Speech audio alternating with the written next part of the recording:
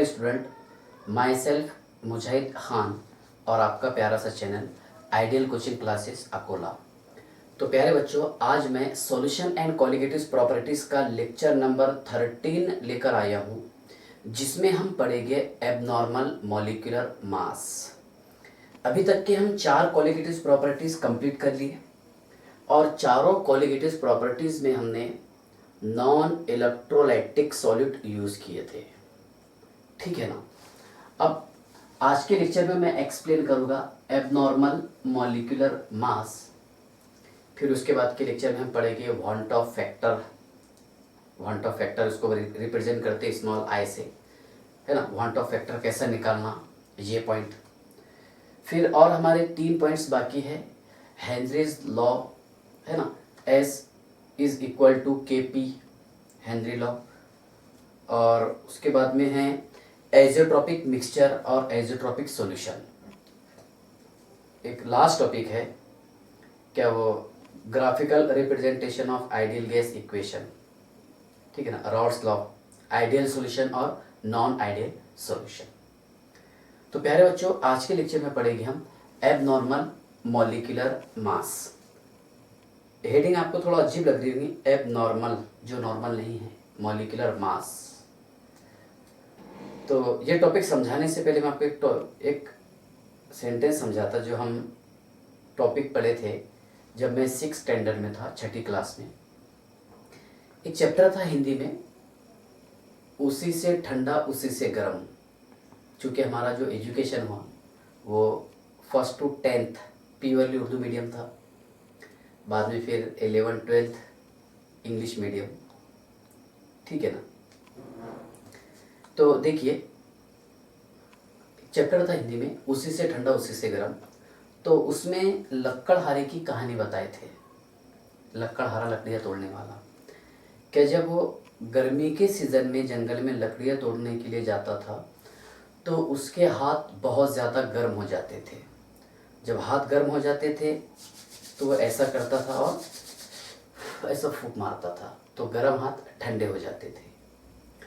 और जब यही लक्कड़हारा सर्दियों में, ठंडी के सीज़न में, विंटर सीज़न में जब जंगल में लकड़ियाँ तोड़ने के लिए जाता था तो उसके हाथ बहुत ज़्यादा ठंडे हो जाते थे सर्दी की वजह से। तो वो हाथ को ऐसा करता था और ऐसा फूंक मारता था, तो हाथ गर्म हो जाते थे। इसलिए उस चैप्टर का नाम था उसी से ठंडा उसी से गर्म। मतलब एक ही चीज़ से दोनों काम हो रहे थे ना, इसको बोलते हैं हम एबनॉर्मल, है ना। तो ऐसा ही हमारा टॉपिक है एबनॉर्मल मॉलिक्यूलर मास। क्या है बताइए आप? एबनॉर्मल मॉलिक्यूलर मास। देखिए, 4 कॉलिगेटिव प्रॉपर्टीज हम एक्सप्लेन किए थे, याद होगा आपको। इसमें नंबर 1 था lowering in vapour pressure, delta P upon P1 not is equal to x2 molar mass of solute is equal to N1 upon N1 plus N2। लेकिन मैं इसको इग्नोर कर दिया बिकॉज दे आर, है ना, these colligative properties are for dilute solution. ये colligative properties है dilute solution के लिए, है ना। तो क्या है, N2 upon N1 plus N2 is equal to, है ना। तो यहाँ पर N2 को हमने इग्नोर कर दिया डाइल्यूट सॉल्यूशन के लिए, है ना, सॉल्यूशन वाला, इसको नहीं करना। इज इक्वल टू, यहाँ से हमने प्रूफ किए थे W2 into M1 upon M2 into W1। ये था first colligative property. Second colligative property याद आ रहा होगा आपको, delta TB is equal to KB into W2 upon M2 into W1। ठीक है ना। थर्ड कॉलिगेटिव प्रॉपर्टी था delta TF is equal to KF into W2 upon M2 into W1। और फोर्थ कॉलिगेटिव प्रॉपर्टी था M pi is equal to, चले गए सभी, pi is equal to W2RT upon M2 into V। चलिए आप ध्यान से देखिए, मैं इसको डिटेल एक्सप्लेन कर रहा हूँ। और ये हम सब कहाँ से ड्राइव किए थे, delta TB is equal to KB into M, ऐसे ड्राइव किए थे ना। Delta TB is equal to KB into M, यहाँ से M था molarity, number of moles of solute which are present in 1 kg of solvent. ठीक है ना। तो आप ध्यान से देखिए चार colligative properties. Number 1 relative lowering vapour pressure, यही प्रूफ किए थे हमने, delta P upon P1 not is equal to W2 into M1 upon M2 into W1। Second है elevation in boiling point, delta TB is equal to KB into W2 upon M2 into W1। Delta TF is equal to KF into W2 upon M2 into W1 और pi is equal to W2 RT upon M2 into V। तो देखिए आप यहाँ से आपके concept समझ में आ रहा हो कि ये जितना भी यहाँ पर कोलिगेटिव प्रॉपर्टीज है ये इनवर्सली प्रोपोर्शनल है मोलार मास ऑफ सॉल्यूट के, M2 के इनवर्सली प्रोपोर्शनल आ रहा है ना। देखिए so we can say that colligative properties है ना is inversely proportional to the molar mass of solute या फिर molecular mass of solute। Colligative properties हमेशा किसके इनवर्सली प्रोपोर्शनल रहेंगे बताइए? मोलार मास ऑफ सॉल्यूट के। ठीक है ना। इसका मीनिंग क्या हो रहा? अगर कोलिगेटिव प्रॉपर्टी इंक्रीज होता है तो molar mass of solute decrease होगा, और अगर molar mass of solute increase होता है तो कोलिगेटिव प्रॉपर्टी इंक्रीज होगा। तो आज के लेक्चर में हम यही पढ़ेंगे। ठीक है ना। ये समझ में आएगा चार colligative properties. We know that colligative properties है ना, colligative properties is depends upon number of solute particle present in a solution. याद आ रहा होगा आपको कि colligative property is directly proportional to the number of solute particles है ना present in a solution, present in a solution. अब particle में क्या हो सकते हैं? मोन हो सकते हैं, आयन हो सकते हैं, मॉलिक्यूल्स हो सकते हैं, बराबर ना। ये क्वांटिटी पर डिपेंड रहती है। कोलिगेटिव प्रॉपर्टी किस पे डिपेंड रहेगी?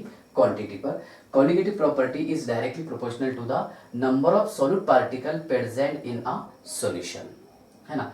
और यहां से क्या प्रूफ किए थे हमने कि colligative property is always inversely proportional to the molar mass of solute. किसके इनवर्सली प्रोपोर्शनल है? मोलार मास ऑफ सॉल्यूट के। चलिए ध्यान से देखिए, इसको आप पहले पॉज करके नोट कर लो। देखिए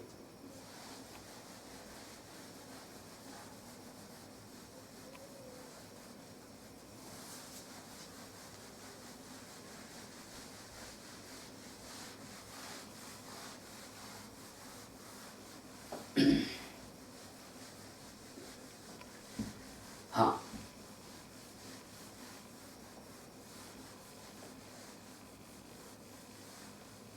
मान लीजिए कि पहले हम नॉन इलेक्ट्रोलाइटिक सॉल्यूट की बात करते हैं।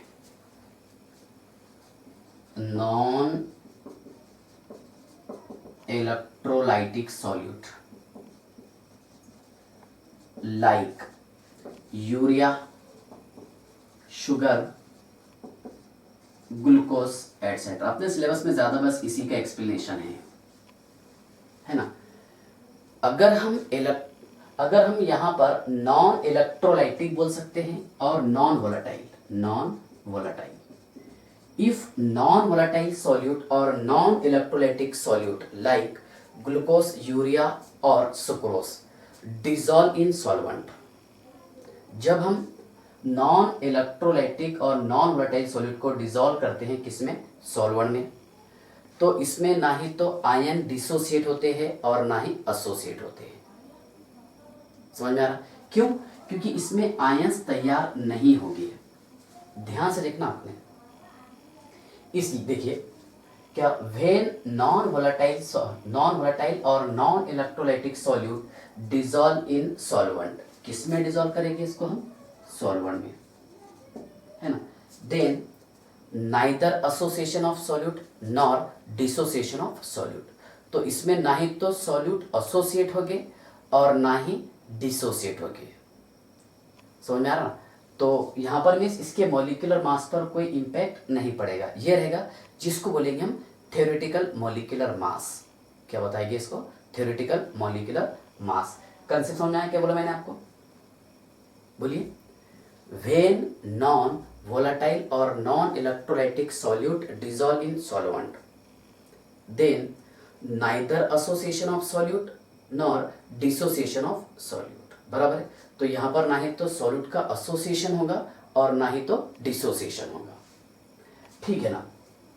तो इसके लिए आई हमेशा, जिसको हम वांट ऑफ फैक्टर बताते हैं, ये हमेशा 1 रहता है। लेकिन अभी तक के मैंने इसका कोई जिक्र नहीं किया क्या आई कैसा आएगा, क्योंकि हमारे टॉपिक पढ़ाना बाकी है, that is want Hoff factor, ठीक है ना। तो अभी थोड़ा सा याद तो रख लेंगे आपके वांट ऑफ फैक्टर जो है इसको हम रिप्रेजेंट करते हैं आई से, और नॉन इलेक्ट्रोलाइटिक सॉल्यूट के लिए आई हमेशा कितना रहेगा, 1, नाइदर एसोसिएशन नॉर डिसोसिएशन। समझ में आ गया आपको कंसेप्ट क्या बोला, तो ठीक है ना।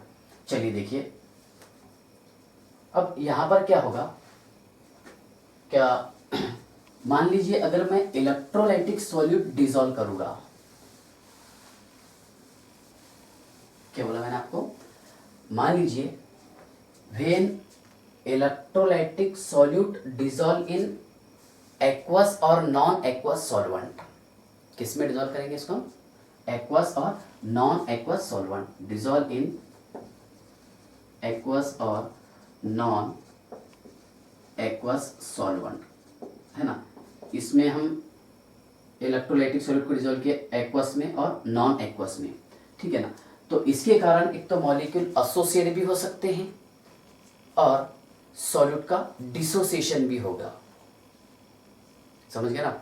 अगर हम इलेक्ट्रोलाइटिक सॉल्यूट को डिसॉल्व करेंगे सॉल्वेंट में, किसमें डिसॉल्व करेंगे, सॉल्वेंट में, ध्यान से देखना आप क्या बताना चाह रहा हूं मैं आपको। तो इसमें 2 चीजें हो सकती हैं, क्या क्या हो सकता है बताइए आप, एक तो डिसोसिएशन भी हो सकता है सॉल्यूट का,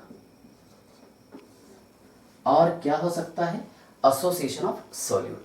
तो डिसोसिएशन के लिए एग्जांपल देखिए आप, क्या मान लो कि मैंने यहाँ पर यूज किया NaCl, कोई टेंशन मत लो आप, ध्यान से देखना, NaCl मैंने यूज किया, इसको हमने डिसोसिएट किया, क्या हो जाएगा इसमें, Na positive plus Cl negative, है ना। अब इसके अलग अलग नाम है, इसको हम ऑब्जर्व्ड कॉलिगेटिव प्रॉपर्टी बोलते हैं, ऑब्जर्व्ड कॉलिगेटिव प्रॉपर्टी, और ये है थ्योरेटिकल कॉलिगेटिव प्रॉपर्टी। ध्यान से देखिए कितनी चीजें समझा रहा मैं। थ्योरेटिकल कॉलिगेटिव प्रॉपर्टी वो है ऑब्जर्व जो एक्सपेरिमेंट से प्रूफ हुआ, और यहाँ पर थ्योरेटिकल जो सिर्फ लिखा गया था, कैलकुलेटेड है ये, बराबर। इसको बोलेंगे हम, इसका रहेगा normal molecular mass, normal molecular mass, और इसका रहेगा एबनॉर्मल, एबनॉर्मल मॉलिक्यूलर मास। एक है नॉर्मल मॉलिक्यूलर मास और एक है एबनॉर्मल मॉलिक्यूलर। एक एक पॉइंट मैं आपको बताऊंगा, ध्यान से देखना आपने।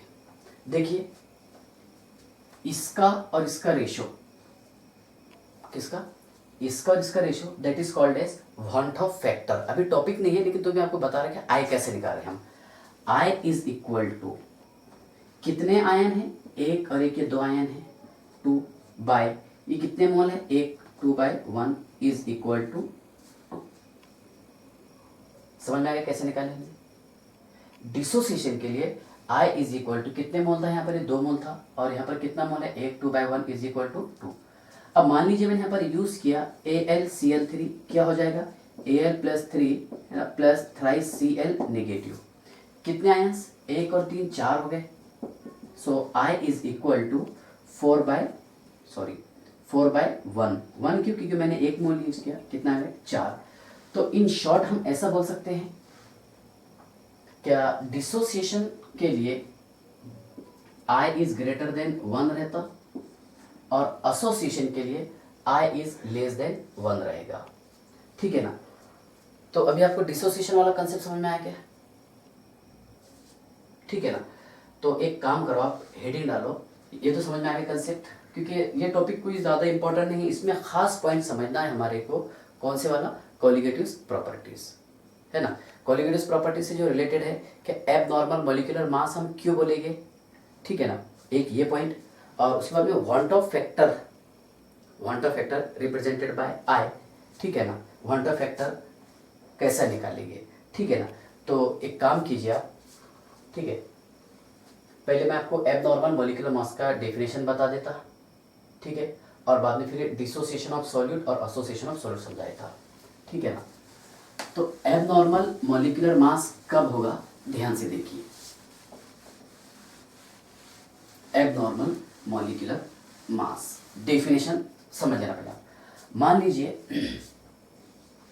कि व्हेन इलेक्ट्रोलाइटिक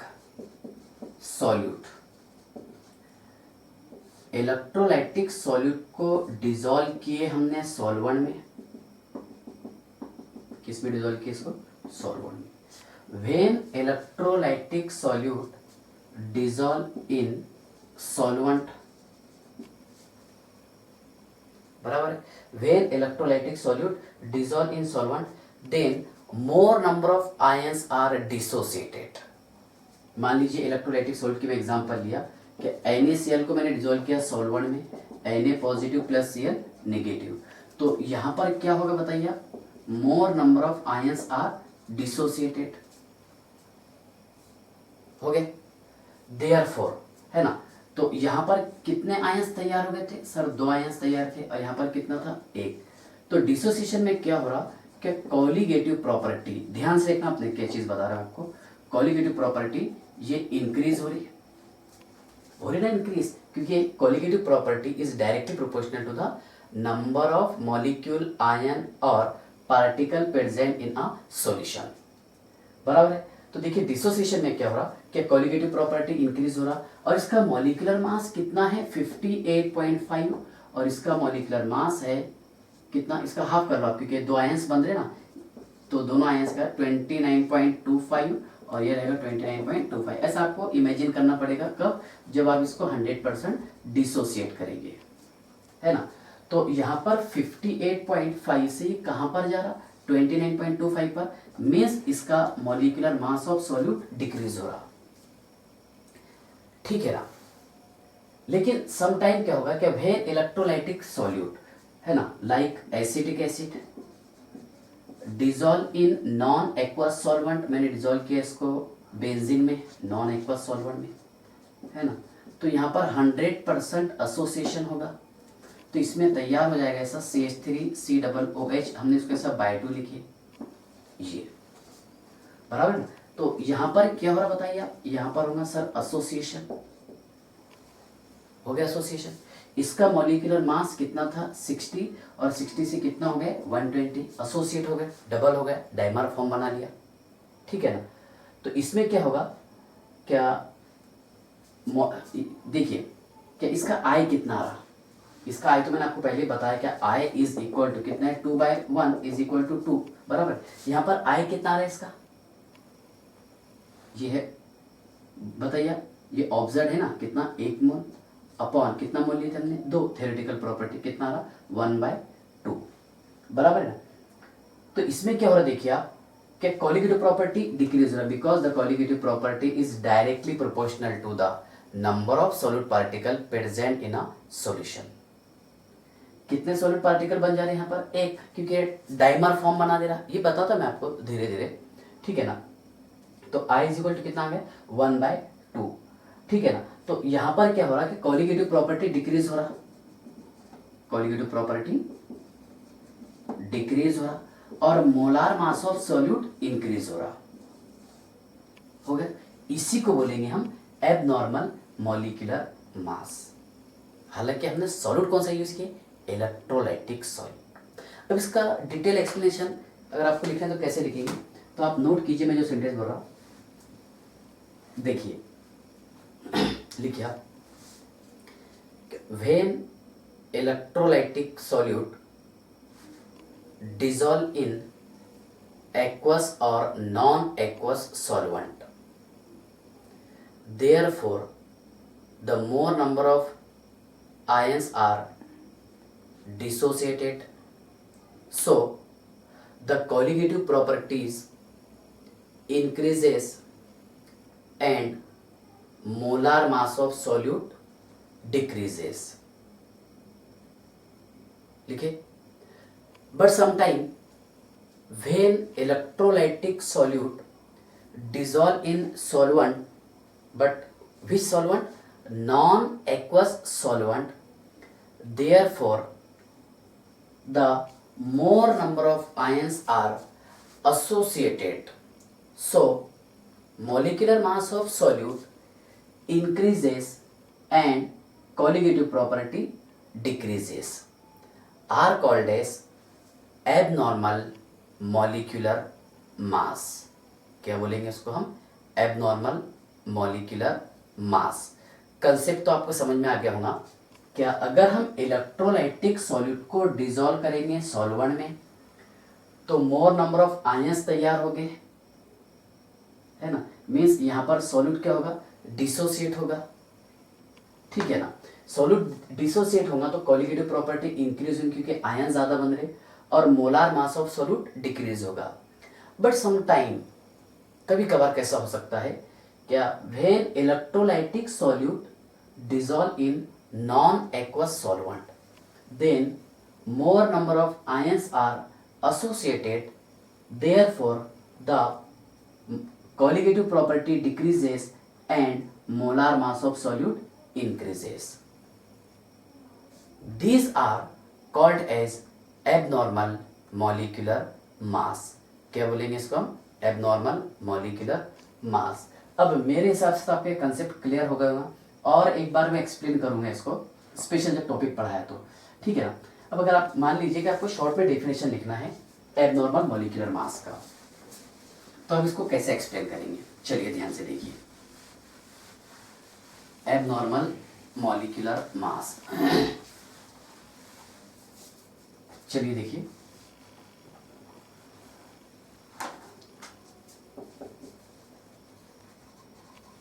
एबनॉर्मल मॉलिक्यूलर मास लिखिए आप definition. When electrolytic solute dissolve, when electrolytic solute dissolve in solvent, then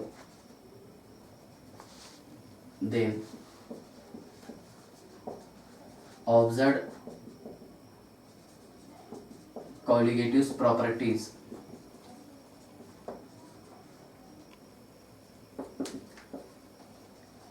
increases due to dissociation of solute or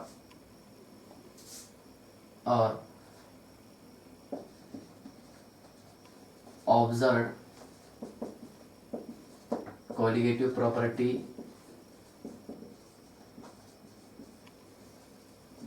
decreases due to association of solute are called as abnormal molecular mass, जिसे क्या बोलते हैं हम? Abnormal molecular mass. Concept समझ में आया क्या आपको? पक्का? क्या जब हम इलेक्ट्रोलाइटिक सॉल्यूट को डिसॉल्व करेंगे सॉल्वेंट में तो वहां पर अगर आयनिक डिसोसिएशन होता है तो कोलिगेटिव प्रॉपर्टी इंक्रीज होगी, बराबर है। और अगर हम इलेक्ट्रोलाइटिक सॉल्यूट को डिसॉल्व करते हैं सॉल्वेंट में, अगर आयनिक एसोसिएशन होता है तो कोलिगेटिव प्रॉपर्टी डिक्रीज होगी। That is called as abnormal molecular mass. Concept आपको समझ में आ गया कैसा हमने इसको एक्सप्लेन किया? पक्का? चलिए डेफिनेशन नोट कीजिए आप, ठीक है ना। देखिए, हाँ अब एक काम कीजिए आप, हेडिंग डाल दीजिए इसमें, क्या डिसोसिएशन ऑफ सॉल्यूट, क्या डालेंगे हेडिंग? Dissociation of solute. मान लीजिए क्या मैंने यहाँ पर इलेक्ट्रोलाइटिक सॉल्यूट को डिसॉल्व किया किसमें? सॉल्वेंट में। तो इसकी वजह से क्या होगा? क्या आयनिक डिसोसिएशन होगा, सॉल्यूट डिसोसिएट होगा, ठीक है ना। So the colligative property increases and molar mass of solute decreases, ठीक है ना। देखिए क्या NaCl को मैंने ऐड किया वाटर में, ये कौन सा प्रॉपर्टी है सर? ये है थ्योरेटिकल प्रॉपर्टी, थ्योरेटिकल प्रॉपर्टी। और यहाँ बना दी हमने Na पॉजिटिव और Cl नेगेटिव। ये है ऑब्जर्व प्रॉपर्टी जो प्रैक्टिकल करने के बाद में हमारे को मिली। ऑब्जर्व है ना प्रॉपर्टी, ऑब्जर्व कौन सा लेकिन कॉलिगेटिव प्रॉपर्टी, बराबर है। तो कॉलिगेटिव लिखना आपने, ऑब्जर्व कॉलिगेटिव प्रॉपर्टी, और ये है थ्योरेटिकल कॉलिगेटिव प्रॉपर्टी और ऑब्जर्व कॉलिगेटिव प्रॉपर्टी, बराबर है। कंसेप्ट क्या बोला था मैंने आपको? इसको डिसोसिएट कर रहे हैं हम, ऐसा मान लो आप, लेकिन ऐसा तो नहीं होता। 100% हम इसको डिसोसिएट कर रहे हैं, बराबर ना। क्या जब हम इलेक्ट्रोलाइटिक सॉलिड को डिसॉल्व करेंगे सॉल्वेंट में, एक्वस और non aqueous, therefore the more number of ions are dissociate, इसमें ज़्यादा नंबर के आयन डिसोसिएट हो रहे। कितने आयन तैयार हो गए? 2। Therefore the colligative property increases. क्यों बोला मैंने आपको colligative property increases? Because the colligative property depends upon number of ions, molecule और particle present in a solution, बराबर है ना। तो इसका हम I कैसे निकालें? देखिए आप, I इज इक्वल टू, है ना, ये है observe colligative property upon theoretical colligative property, है ना। अब यहाँ पर ऑब्जर्व कॉलिगेटिव प्रॉपर्टी कितना है बताइए आप? 2 है ना इसमें आयंस, और यहाँ पर कितना है? 1 मोल है, इज इक्वल टू 2, बराबर है। इससे पहले जो हमने फॉर्मूले पढ़े याद होगा आपको, क्या? Delta P upon P1 not is equal to W2 into M1 upon M2 into W1। इसके साथ में इंटू I भी रहता, लेकिन वहां पर आपको फीलिंग नहीं हुआ था बिकॉज ऑफ, है ना, because I is equal to 1 किसके लिए? नॉन इलेक्ट्रोलाइट के लिए। ध्यान से देखो आप, नॉन इलेक्ट्रोलाइट के लिए नाइदर एसोसिएशन नॉर डिसोसिएशन, पहली सेंटेंस बोला मैंने आपको। इसके साथ में I रहता था, लेकिन वहां पर आपको फील नहीं हुआ था। क्या I चाहे लिखो आप या फिर ना लिखो तो कोई फर्क नहीं पड़ने वाला, 1 से मल्टीप्लाई करना था। इसलिए मैंने जितने भी न्यूमेरिकल सॉल्व करवाया उस वक्त आपको फील नहीं करवाया, लेकिन आगे इसकी जरूरत पड़ेगी, ठीक है ना। अब सेकंड देखिए आप, क्या? Delta TB is equal to KB into M into I है। Delta TF is equal to, क्या लिख दे रहे यार, KB आएगा, KF इंटू M, है ना, इंटू I, और क्या है? पाई इज इक्वल टू, है ना, CRT, direct CRT into I। समझ में ना आपको I की क्या जरूरत पड़ रही? I की जरूरत पड़ेगी इलेक्ट्रोलाइटिक सॉलिड के लिए, नॉन इलेक्ट्रोलाइटिक के लिए I 1 रहता था, इसलिए हमने इसका यूज ही नहीं किया, डायरेक्ट आपको क्वेश्चन सॉल्व करवा के दिए थे, ठीक है ना।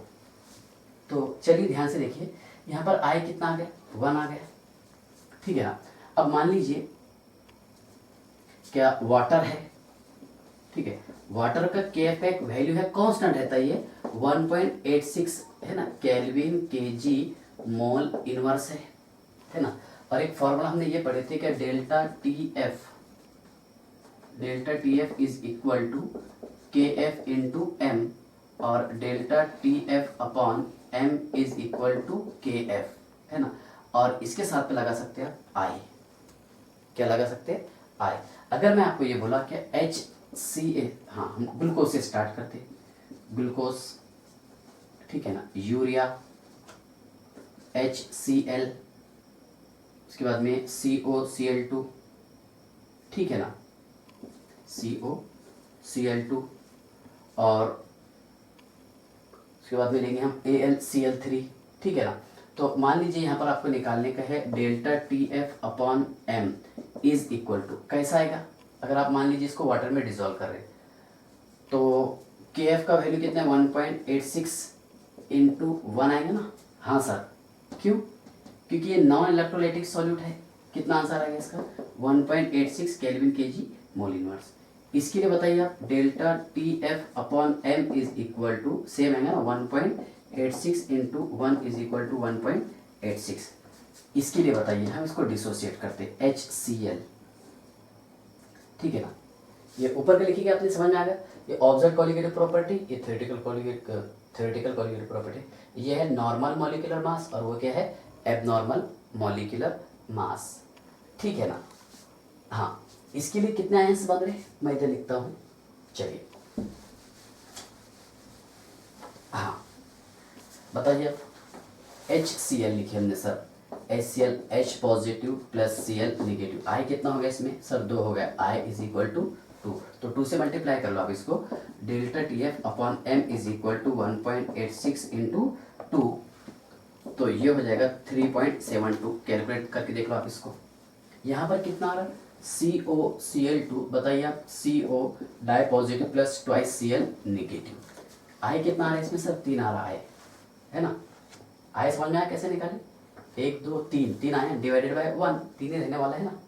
अब तो इतना तो समझ में आ गया आपको। क्या delta TF upon M is equal to 1.86 into 3 into 3 5.58, कितना है बताइए, 5.58 बराबर है। अब मान लीजिए अगर आपको AlCl3 के लिए निकालना है, किसके लिए, AlCl3 के लिए, delta TF upon M is equal to, है ना, AlCl3, तो Al plus 3 plus thrice Cl negative, so I is equal to 4, तो 1.86 इंटू 4 इज इक्वल टू 7.44। समझ में आया कैसे किए, तो जब यहां पर वाटर सॉल्वेंट रहा तब ऐसा आएगा। कंसेप्ट समझ में आएगा आपको, डिसोसिएशन ऑफ सॉल्यूट समझ में आ गया है ना। Observe colligative property divided by theoretical colligative property, that is called as van't Hoff factor. आगे आने वाला है वांट ऑफ फैक्टर आपको, ये समझ गए। अब इससे ज्यादा इसको मैं एक्सप्लेन नहीं कर सकते, ठीक है ना। मोर देन सफिशिएंट पढ़ लिए इसको। अगर आपको इसमें कुछ डाउट हो तो बिल्कुल क्वेश्चन पूछ लेने का कमेंट करके, ठीक है ना। तो डिसोसिएशन वाला कंसेप्ट समझ में आ गया, पक्का, ठीक है।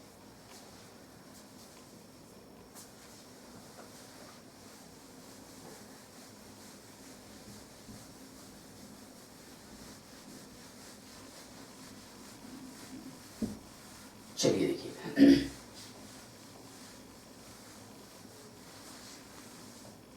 अब डाली हेडिंग एसोसिएशन ऑफ सॉल्यूट। मान लीजिए मैंने इलेक्ट्रोलाइटिक सॉल्यूट यूज किया, CH3 बॉन्ड, जो फेमस एग्जांपल है COOH, इसका एसोसिएशन होगा। 100% तो नहीं होता, लिख दे रहे हम, थ्योरेटिकल है, अज्यूम कर ले रहे इसको, है ना। तो यहाँ पर ये ऐसा बॉन्ड बना दें, CH3 बॉन्ड C, ठीक है ना, C double bond O bond OH bond C double bond O bond OH bond CH3। यहाँ पर मिलकर के इसने हाइड्रोजन बॉन्ड बना दिया। मतलब क्या हुआ इसमें, इसके अंदर 2 मोल लिए, ठीक है ना। 2 मॉलिक्यूल से एक मॉलिक्यूल बन गया, 2 मॉलिक्यूल से कितने मॉलिक्यूल बन गए, 1।